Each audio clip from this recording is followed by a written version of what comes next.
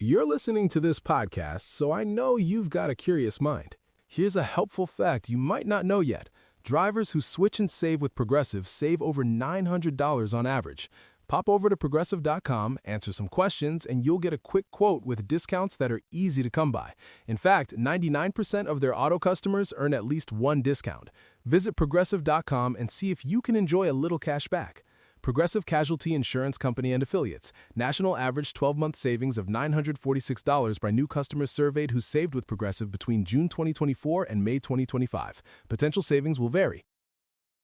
We love our pets. They're our best friends as we navigate life's ups and downs with a wag or a purr just when we need it. The Royal Veterinary College is there for our pets.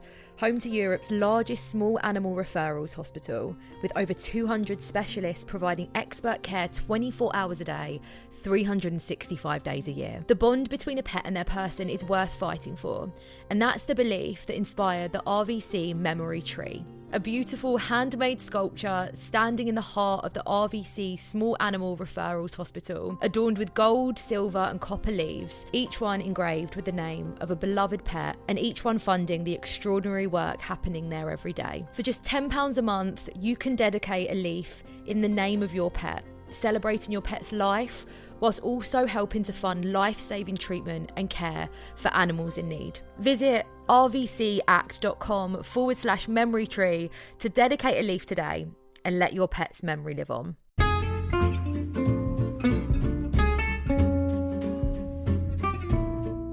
Hello, and welcome to It's a Fandom Thing. I'm your host, Erin Marlowe, and each week I'm joined by a panel of guests to discuss all things fandom and pop culture, primarily from a female perspective. You'll find everything from fanfic to cosplay to Schitt's Creek to Supernatural and everything in between. So put on your favorite piece of fandom merch, set aside that fanfic that you're writing about your OTP, and sit back and enjoy this week's episode.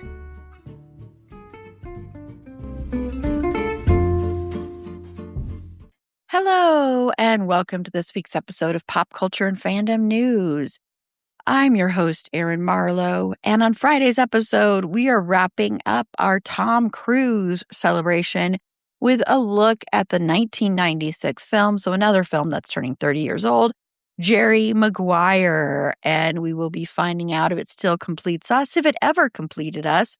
And joining me for that episode in this week's Pop Culture and Fandom News episode is the one, the only, the number one Tom Cruise fan, Paula Cruise. That's your new... Just kidding. That's not really Paula's last name, in case anyone wonders. So, hello, Paula. Hello. Thank you so much for joining me. It's so great to have you on. If anyone's wondering, it's kind of a joke about the number one Cruise fan, because Paula is definitely not that. But Paula is on all these episodes, except for our collateral bonus episode, which is available now if you become a Patreon supporter for as little as $3 a month. So, yeah. So thank you, though, for joining me for this Love Fest month. It's been fun. And for now, this is it for our Tom Cruise episodes for now, for this podcast. I mean, there's still stuff we have to cover, like The Outsiders. We still have not covered The Outsiders for this podcast, which is kind of shocking. We were supposed to cover it the year of the SAG-AFTRA strike, and so we didn't cover it because we were asked not to cover struck work, and we very much didn't want to because we were supporting the union, of course. And so that didn't happen then, and then it just hasn't happened, but we will cover that movie at some point. There might be other movies with Tom Cruise that we end up covering in the future, but if you want more of us talking about Tom Cruise movies, we did talk about Interview with the Vampire a couple of years ago, and we also talked about Magnolia, which is my absolute all-time favorite movie, a few years ago as well, so you can find those too. But let's get into some pop culture and fandom news first. So, Paula, what is one thing you want to talk about? There's so much just not good stuff going on in the world right now. So I am going to go back to talking about Project Hail Mary because it's coming out on physical media August 11th. And I have already got my pre-order in because physical media is important, folks. If you want to be able to truly own your things, buy physical copies. And I'm so much looking forward to having the disc. Yes, it's on streaming. You can watch it right now. And I highly, highly, highly, highly recommend watching this movie. It's a fantastic movie. It was one of my favorite books. I was looking forward to the movie. I was absolutely not disappointed. I still see people online discovering the movie, and it's a joy to see how many people are falling in love with this movie as I have. So, yes, I'm looking forward to the physical media coming out for Project Hail Mary. Yes, physical media is the best. You know, as everybody knows, my current favorite movie of the year and one of my favorite horror movies ever, Obsession. You can stream that now on Peacock. You can get it on video on demand, all that kind of stuff. But you can also get it on physical media. I'm showing Paula, none of you can see this, but I put this in our Discord as well. But I just got yesterday, it arrived, the 4K. It's also got Blu-ray. It's also got a digital code, so you can, watch it that way too. But I got this, and I have Barbarian. They just released that on physical media finally, after Zach Krager had been trying to get it on physical media for forever, because that's the problem, is a lot of places don't want to do physical media anymore. Yeah. So if you keep buying it, it shows them that the demand is there. I also recently this year got the physical copy of the Silent Night, Deadly Night remake, which I highly recommend that movie. I think it is so good. And spoilers, they released the whole footage of it. So if you just want to watch this scene, you can. Santa slays a bunch of Nazis. So it's the feel-good movie of the year. Go Santa. It's an amazing scene watching Santa slay a bunch of Nazis. So I highly, highly recommend physical media, because there is something about that where you get to hold it. No one can take it from you. Exactly. The only thing that can happen is someone borrowing and not getting it back. That's happened to me in the past lots of times, or losing it in a move or selling it or something like that. But it's yours. It's you bought it. It's yours. So people can't say it's no longer available, like what has been happening. It was along the lines of the same thing Paula mentioned last week. So that's why physical media is so good. And I didn't know there was a Project Hail Mary release coming, which I'm surprised I didn't know that, but I didn't know that. But that's great and awesome. And I'm hoping this is more the trend, because it feels like, to me, I think there's also, because Backrooms is also highly successful this year, and I believe there is a 4K of that as well coming. So, which wouldn't surprise me. But so I'm just glad that we're starting to see maybe a little bit of people going back to physical media. Like I said a couple of weeks ago or a few weeks ago, Gen Z is actually really into physical media. They're into vinyl records. They're into all sorts of stuff like that. And that just makes me so incredibly happy. They're also the ones that are driving up ticket sales at the box office. So that gives me hope for the future. And so, yes, so I second that. Thank you so much, Paula, because anytime we can champion physical media, we will champion physical media. Absolutely. Yes. Well, mine is in the horror vein because I mentioned Obsession, but it's a little bit different. I went and saw Evil Dead Burn, the latest in the Evil Dead series, and I actually think I kind of hated it. I did give it 2 stars on Letterboxd, pretty much because I thought the cast was fantastic, and I think the score is tremendous. But other than that, it was one of the most miserable movie viewing experiences ever. It's right up there with the French extreme horror film Martyrs, which there was a United States American version of it as well, which I don't think I ever watched that one. But the original French one is known as one of the most extreme horror movies ever made. When I watched it on DVD, and yes, this is a marketing ploy, but still, the director came on beforehand. This was a long time ago, like 2009 or something, I don't remember. And the director was on the DVD saying, I don't know why you chose to watch this. Do I think it's a good idea you chose to watch it? Maybe, maybe not. I don't know why I made this movie. Sometimes I regret even making this movie. And yes, it's a ploy, but at the same time, that was a movie that I had to fast forward a lot of it because I couldn't handle it. It was just a little bit too much for me. And then, so Evil Dead Burn to me is very much like a French extreme horror movie, which is fitting because of who's directing it. And so it was miserable. I do want to give some big trigger warnings if you do go see it, because I do think some people are going to love it. Some people do love it. huge, the biggest trigger warnings, bigger than you can even imagine for domestic violence. I really want to say that because that's what this movie is dealing with, is domestic violence, like big time, and seeing a lot of violence perpetrated on a lot of people, but in particular, one person.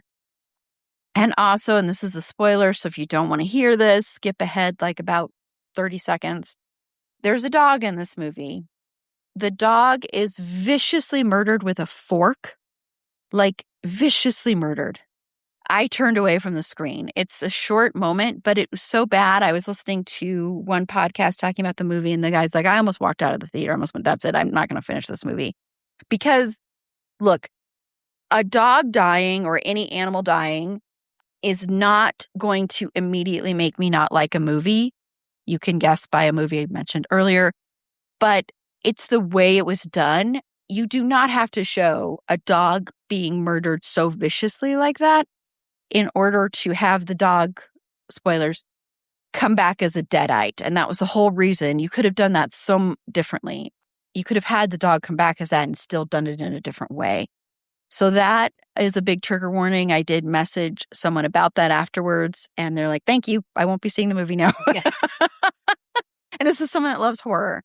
But the main reason I'm bringing up this movie is, yes, I didn't like it. I found it too brutal, like way too brutal. I thought you needed a little bit of a break. And look, I loved Evil Dead Rise, and and that was brutal too, but this one felt a lot crueler to me.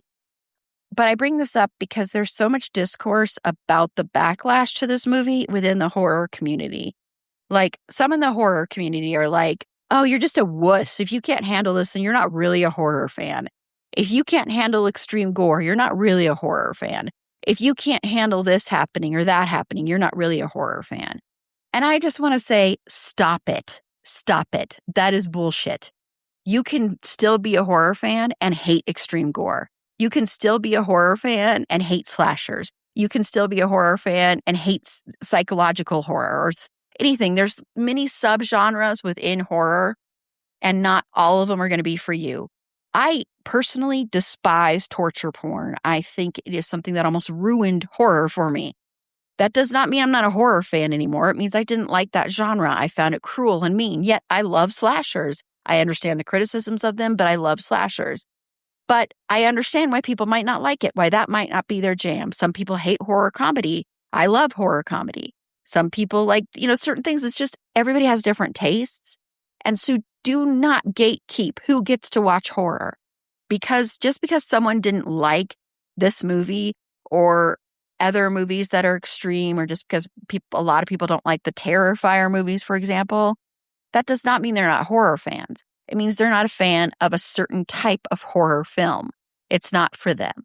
So the gatekeeping in the horror fandom when it comes to this kind of stuff is so annoying. It was so big when Terrifier was out, which frankly, I can watch Terrifier movies, although I really don't want to anymore because the director is an alleged piece of shit, in my opinion, because a lot of things, but also because he's like, horror and politics, don't blah, blah, blah. I'm not going to speak about politics.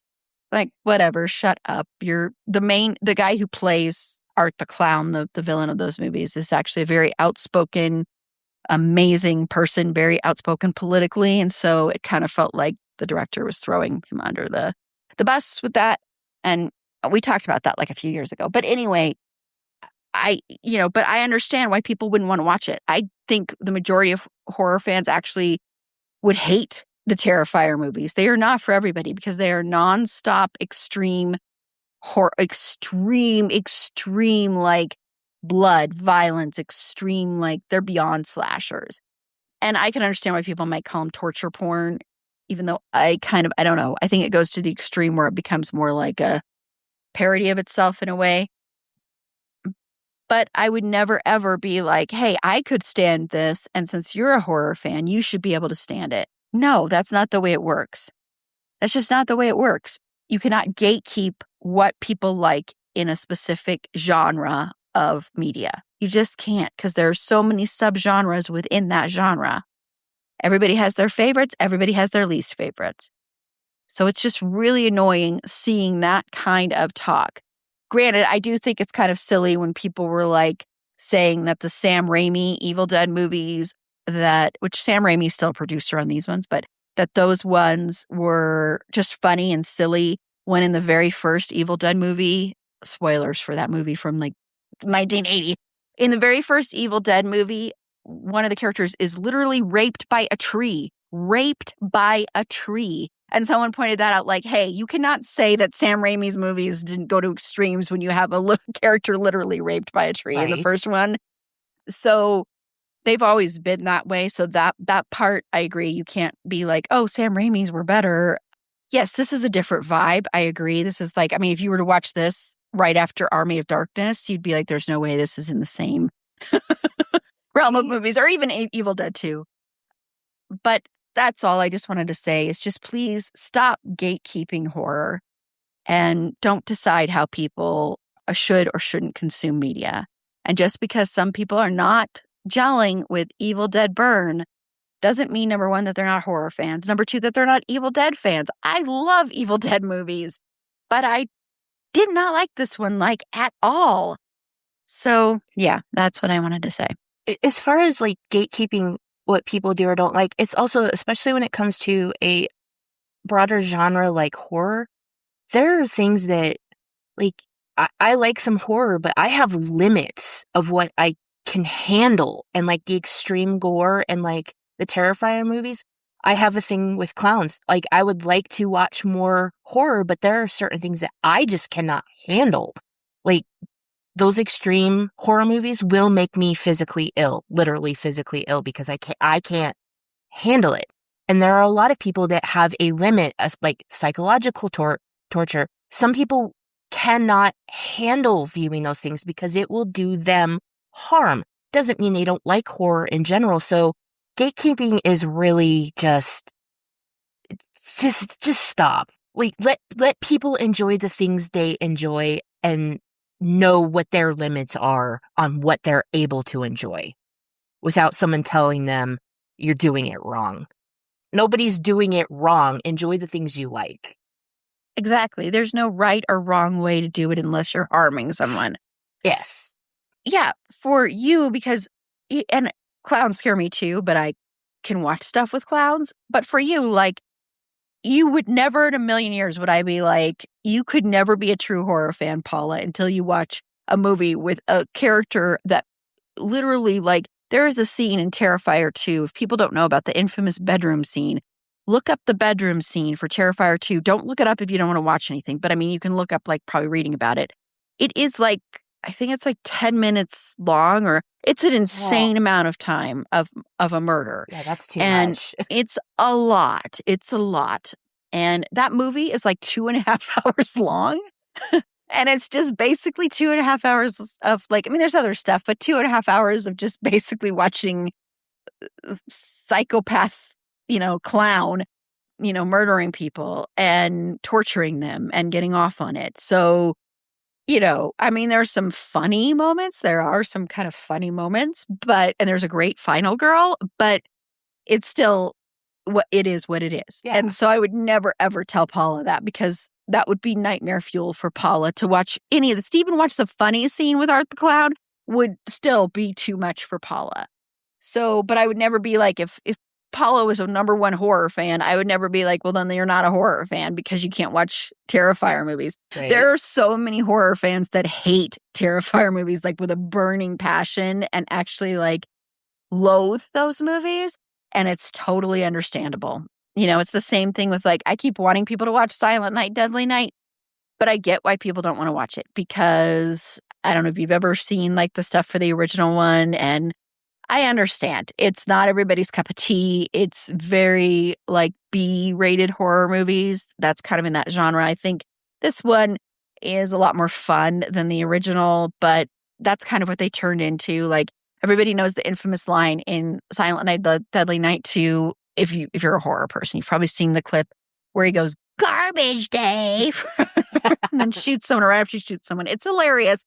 And if you didn't know, Silent Night, Deadly Night 2 is basically like most of the movie is just someone recapping the first movie. That's literally what the movie is. That's like hilarious. sitting there being interrogated and talking about what happens in the first movie.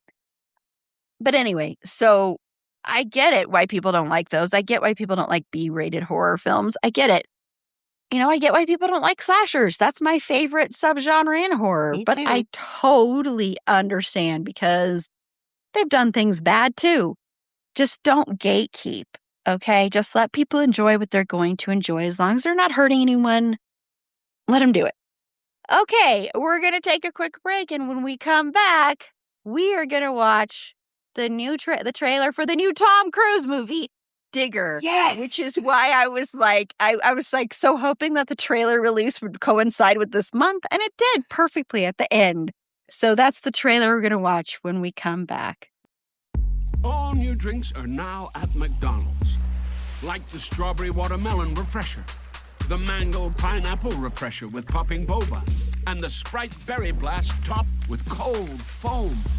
Who knew ice cold drinks could be so fire? The sun's out, and so is our new drink lineup. From the Blackberry Passion Fruit Refresher to the Dirty Dr. Pepper. And they all pair perfectly with some fries. Refreshers contain caffeine. Va-da-ba-ba-ba. Sometimes us men don't think much about what we wear, particularly in the summer months. You find something that's not too hot, put it on and repeat until it falls apart. This episode is sponsored by Quince, and they are changing the game for men this summer. Quince makes high-quality essentials in genuinely good materials, like breathable European linen and soft organic cotton, priced 50 to 80% less than similar brands. They do that by working directly with ethical factories and cutting out all the middlemen. You're paying for what it actually is, not what it's been marketed as. Their European linen pants and shirts are the kind of thing you pick up as one item and end up wearing 3 times a week, starting from just $34. The tees are soft and actually fit well, and the lightweight cotton sweaters are genuinely useful when summer evenings turn on you without warning, as they tend to. And they've gone well beyond clothing. Custom upholstered sofas, ceramic cookware, premium bedding. It's become the kind of brand where you end up recommending it for everything, which is either a good sign or a sign you've become a person who recommends brands. Either way, for a man like me, the linen shirt is a game changer. You can wear it an embarrassing number of times this summer, and it never goes out of style or out of comfort. If you've been getting through summers on the same approach I used to use, then Quince is the upgrade for you. Elevate your summer wardrobe. Go to quince.com/wizardio for free shipping on your order and 365-day returns. Now available in Canada too. That's QUINCE.com/wizardio for free shipping and 365-day returns. Quince.com/wizardio. Okay, it's that time. Click pause on us and then click play on the link in the show notes for the new movie Digger. And when you click play again, you will hear Paula and I's thoughts on the movie. Okay, so Paula's face. Wow. I'm trying to judge how to judge that face there. So we just watched the trailer for Digger, Alejandro Inarritu's new movie starring Tom Cruise, John Goodman. John Goodman. I don't know why I said his name like that. Riz Ahmed and a bunch of other people too. So, are you going to be digging into this one when it drops? Hell yeah. That was unhinged chaos, and I am here for it. Like, I'm speechless. Like, okay, Tom Cruise looks like he's just having a ball. Yeah. You had me at John Goodman. I mean, Yeah. I don't know what's happening.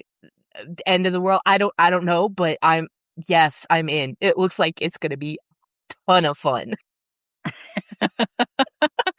Oh my gosh, that was, yeah.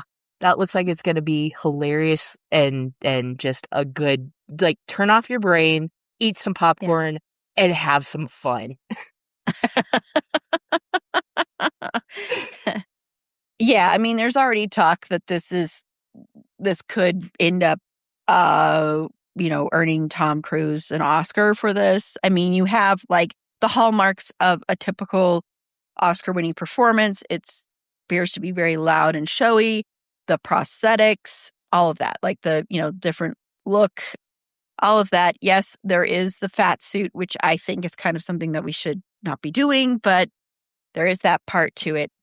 But he does look like he is having so much fun, and it looks ridiculous and outlandish, and like it's giving me Coen Brothers kind of vibes to it.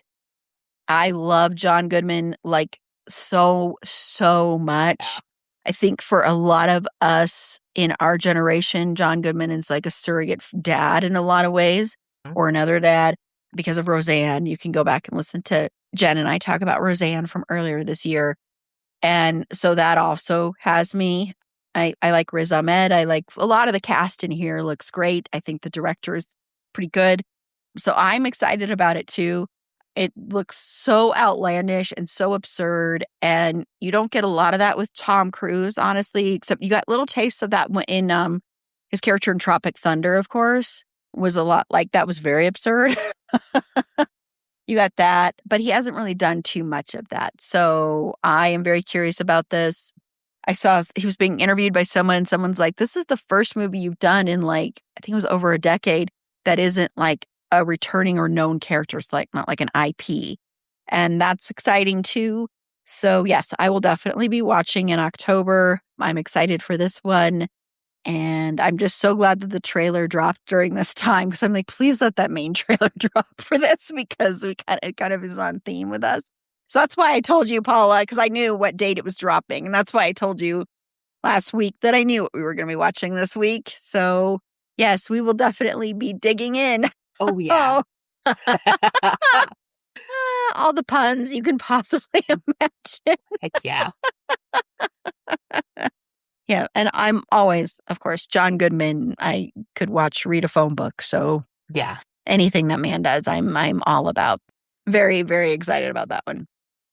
Okay, we're going to take another quick break. And when we come back, we are going to talk about some lawsuits that have arisen, that are coming about in regards to Paramount buying Warner Brothers Discovery. Like they're in the process of taking that over.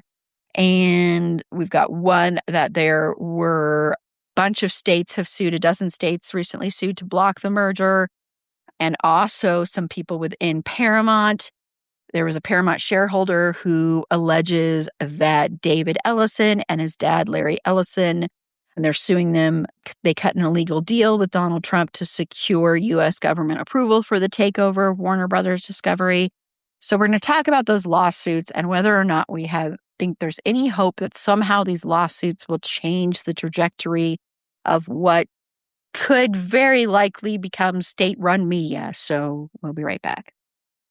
Okay, so most sane people, most people who actually care about media and care about the impact that media can have and care about the future of this country and the industry and everything are not on board with Paramount wanting to take over Warner Brothers Discovery and that buyout, which was approved. We talked about that a few weeks ago, that it was actually approved, and without any kind of any kind of hiccups, any kind of contingencies, nothing like that. It was just kind of approved that Paramount could do this, Paramount and Skydance. And there have been some lawsuits that have recently come about. There's with some states, including Colorado, and I mentioned Colorado because that's where Paula and I are, where they have come, a dozen states, and they were led by California. They're suing to block Paramount from buying Warner Brothers Discovery in a Hollywood mega merger that they say would unite some of the nation's largest movie studios, television newsrooms, and other entertainment properties. And the California Attorney General, Rob Bonta, said in a statement when announcing the suit, the unlawful merger of these two entertainment behemoths would lead to higher prices, lower quality, and less content for film and television, harming movie theaters, basic cable distributors, and ultimately audiences on every sofa and movie seat in the U.S. Also, remember, part of this would mean they'd be taking over CNN.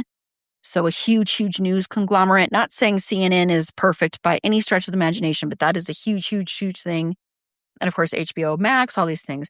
And then Paramount accused the attorney generals of getting both the facts and antitrust law wrong and warned that the lawsuit would bring its own pain, saying, in part, delaying this transaction will only harm entertainment workers who have already suffered over recent years as technology has disrupted their livelihood and cost California tens of thousands of entertainment jobs.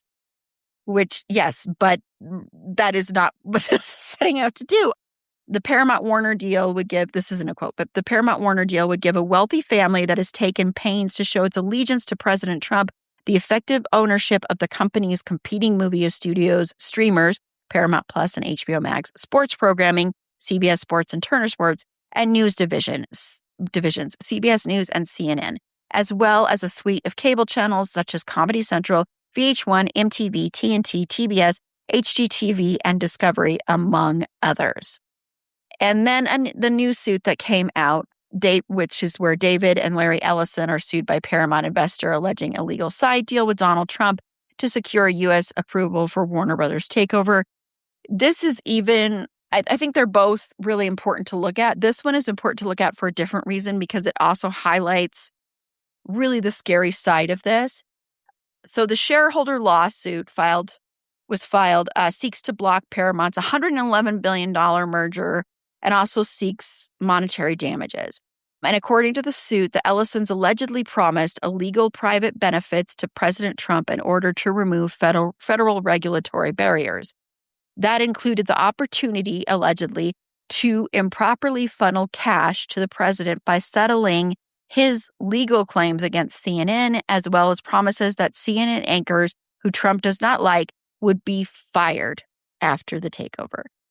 So, Paula, I'm sorry, that was a long intro to this, but I just wanted to get some of that out. And links to both these articles will be in the show notes as well, so you can read them too. So, Paula, your thoughts on these lawsuits? I'm glad that these states and that shareholder are fighting back. I'll be honest, I don't really have a lot of hope that it's going to be successful, but I'm happy to see that they're at least trying. So as far as, I'm sorry, I don't remember who it was in California that was saying that it'll lead to like job losses and lower quality and things like that. Let me draw a little parallel to the video game industry.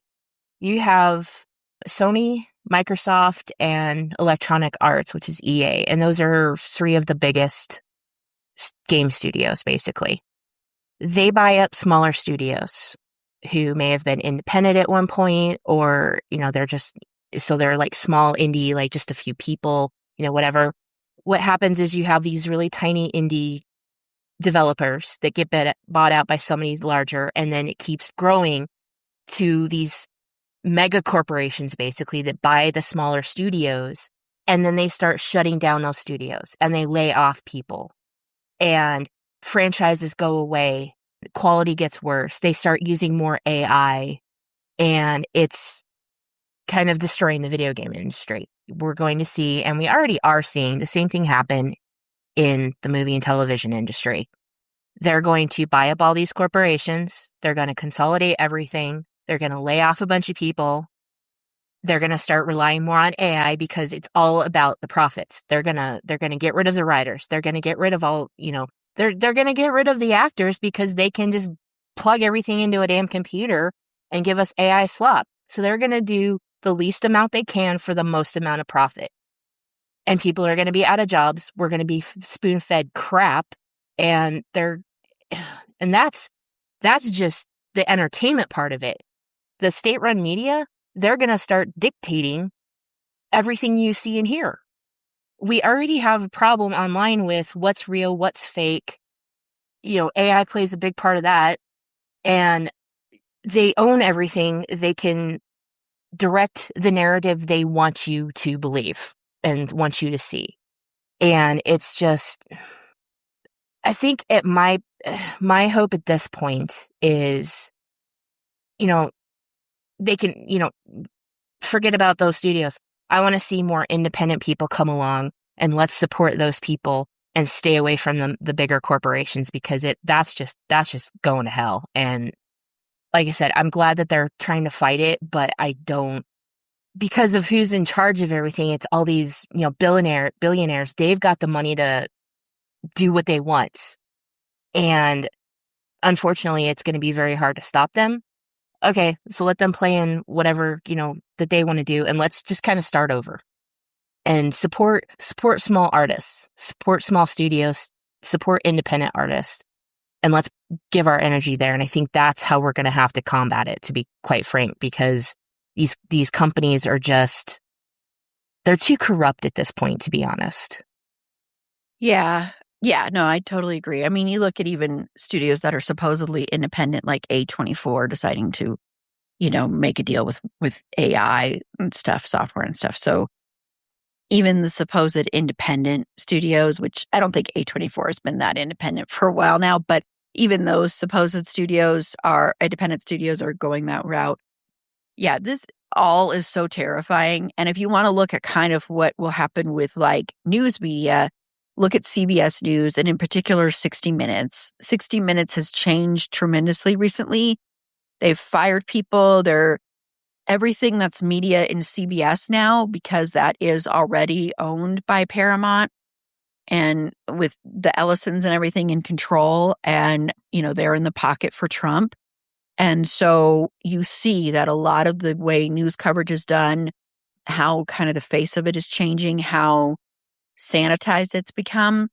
And sanitized by that, I mean like basically whatever does not hurt the current administration. And so you'll see like real journalists would push back on that and they get fired. That kind of thing happens. So I think, this lawsuit from the shareholder is really, I agree, Paula. I'm a pessimist anyway, but I don't think these are going to go anywhere. I'm just glad that people are fighting because maybe it'll, I don't know, prolong or delay the inevitable, and maybe somehow something will come along and save it. I don't know. But this one by the shareholder and these allegations the shareholder is saying are really terrifying because it really shows you what is really behind this. Because I truly believe, and I don't know this for a fact, so this is just something that I believe could be true, that this could allegedly be what's going on. I think this whole takeover is not so much about the entertainment side, although that's kind of where they could make money. It's about the news side and controlling what the country hears and is told. That's what I think is possibly allegedly going on here. Once again, I'm not saying for sure because I don't want any lawsuits against me, but I think that could be what's going on here. And that's why it's scarier to me, because we don't want state-run media here, everybody. And we're already nearing that, in my opinion. A lot of things that are going on, I fear, are heading in that direction. And so this lawsuit, these allegations in this lawsuit, if they are true, just kind of confirm that. And it's terrifying. Look, I didn't want Netflix to take over either. I didn't like that idea either because I didn't want Netflix to have that much control. But that one didn't scare me as much, which, look, I think all these people that run these companies, these billionaires are not good people, okay? Nobody should have that much money. Nobody should have that much power. And there's only a few of them in this world. And there's a few billionaires controlling everything. And look, I am not saying that the CEO and of Netflix and they're a good company necessarily. I think when Netflix started, it was a good company, but things happened. But I don't know. To me, it didn't feel as impending doomish, as big as this one does. This terrifies me. It's so scary. It's just so scary. So, what can we do? Always write your reps, contact your reps, tell them you're happy with this lawsuit if you're in one of the states that sued. That's a big thing. Don't support AI. That's the other big thing is please don't support AI. Please don't watch AI slot movies. There's already a movie in talks that's going to be released. There was one that was already released, that stupid Young Washington or whatever that crap was. And there's all this AI stuff that is trying to be released. Don't watch it. Don't even hate watch it. Don't even hate watch it because that is still dollars. And that's still, they're not going to look and say, oh, this person hate watched it, so they don't really want it. No, they're just going to look at who watched it. They're not going to care how you watched it. So please don't do that. Don't, just don't. It's all very, very terrifying and very scary to me. And I think we are at such this precipice of like, we need to choose the right path, or, it's the end of everything that we know. And I don't mean to be so doom and gloom, but I really believe that. I mean, I recently saw this clip, and I know this is like doom and gloom stuff, but of someone talking about AI and saying because of AI, the extinction of us, of human beings, is rapidly increasing, where they actually predict it will happen before the end of this decade. So before 2030. This person is predicting by 2029, we will be extinct because of AI. And look, that is very, very, very doom and gloom. I understand that. But I do think that is a very, very real threat. Because AI not only is going to take jobs, but AI is destroying the environment. AI is using so much water. We need water. Our water resources are already low. If you ever watched the movie Big Short, spoiler for the end of Big Short, but the character that Christian Bale plays, he's the one who was like betting on the housing market falling apart, and he knew why it was happening. And he even offered to to stand in front of a government committee and be like, this is what I saw and this is how I predicted it. And they never wanted to talk to him, which is such bullshit. It's very Doesn't surprise telling me. if you ask me. Yeah, exactly. It doesn't surprise me. And so what is he now betting against? And this was back when Big Short was out. It said he's now betting against water, because that is what we are being depleted of. And AI and those data centers are depleting our water supply at such a tremendous rate. And of course, they're starting with poorer communities first, of course, because people are like, oh, well, it doesn't matter as much, which it does. Okay. But that's another reason is AI is literally going to could destroy this planet. And so that's another reason not to support it. So I don't mean to be like, oh, the world is over. No, I just mean we have to keep fighting and speaking out about it, and don't consume AI. And if you are watching something, try and source out other news sources. Don't just rely on one news source, and really, really try and research things as much as you can. And, keep calling your reps. Yes, I know most of them don't do shit, to be honest, on both sides of the aisle. I'm not just talking about Republicans here. I understand that, but you do see a push, like with having some socialists be elected and stuff like that. That's in that same hope of like Gen Z buying physical media, So there's that with Zoran Mondani is one of those examples, of course, from New York. We had someone here in Colorado in one of the primaries. It was an area that I couldn't vote for, but who won, who is a socialist as well. So if you keep getting more of those, that could bring hope, because that's what we need is an overhaul and just a complete change. And including the Democratic Party needs a huge change because, you see that when certain politicians die, like Lindsey Graham. Yeah. And you see these people coming out being like, oh, but they were actually like, even though they were like totally horrible and supported a genocide and also, were totally homophobic and transphobic and racist, they still made the best potato salad you've ever had in your life. I mean, it's that kind of crap. It's such bullshit. People, the millionaire, billionaire class, they do not have our best interests at heart. No. They're out for look, I honestly think it's not even about money for them at this point. It's about power. Yeah. They just want as much power as they can get, however they can get it. And they will feed you a line of bullshit to tell you how good this is for you, whatever it is they're, saying. And it's probably not true. They're probably just trying to spin you a line to make you play along, and they're gonna destroy our planet. I mean, that's what we're facing right now with all of this. It's not just about entertainment. It's not just about news. It's not just about, mundane things, if you will. This is literally a fight for our lives. Mm-hmm. Yeah. To be quite frank. Yeah. And that is not an exaggeration. I don't believe at all. I mean, No. Yeah. And on top of that, we've got wars, senseless, stupid wars going on, genocides. It's just, oh, man. Yeah. I know I'm leaving you all, we're leaving you on a very happy note today, but it is kind of the way it is. And it's important to talk about it. Yeah, it is important to talk about it. So, yes. So thank you, Paula, for joining me to talk about that, among other things, on this week's episode of Pop Culture and Fandom News. The positives, physical media. Yes. Physical media. Yes. Okay, that's a positive.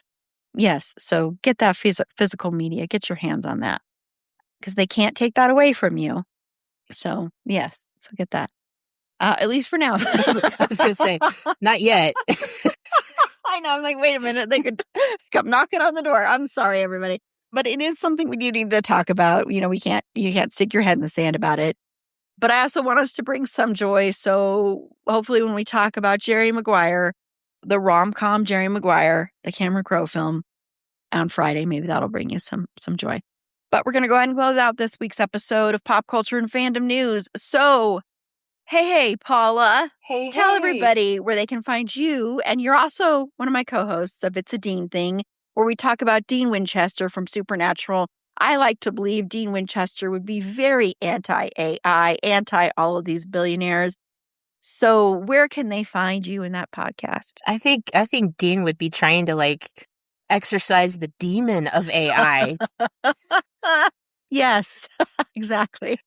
So if you would like to listen to Erin Moth and I talk about Dean Winchester, you can listen to us do that wherever you like to listen to podcasts at It's a Dean Thing. We're also on social media at It's a Dean Thing Pod. I'm on social media at It's My Sandbox, but really come on over to the It's a Fandom Thing Discord server because that's where we all hang out. We have fun. We post fun memes, pets, food, fanfic, movies, horror, music, books, all kinds of things. Yes. And we have a good time. So come hang out with us there. Yes, please do. Fergie the dog is very anti-AI, and she's very pro-horror. So you can follow her on TikTok at Schroeder and Ferg. That's at Schroeder and Fergs. That's SCHROEDERANDFERGS. It's long, but it's worth it. To find links to all our past episodes and our social media, including the Discord server that Paula mentioned, head on over to our website. It's a fandomthingpod.com. And while you're there, consider becoming a Patreon supporter today. For as little as $3 a month, you get ad-free content, you get episodes a day early, and you get bonus episodes. Like I mentioned, I recently released a bonus episode of Tiff and I talking about the Tom Cruise, Jamie Foxx, Michael Mann movie, Collateral. We will have 2 bonus episodes coming in August, one discussing the final season of The Bear, and the other one discussing the Vampire Lestat. And then, of course, we're going to have our annual horror trivia event in October, and we give away prizes to our Patreon supporters during that as well. So lots of goodies. So click the link in the show notes or head on over to the Support Us tab on our website, which once again is it'safandomthingpod.com. And on Friday, Paula is going to show me the money as we talk about Jerry Maguire. So until next time, remember, it's a fandom thing. Black Lives Matter, stop Asian hate, and free Palestine.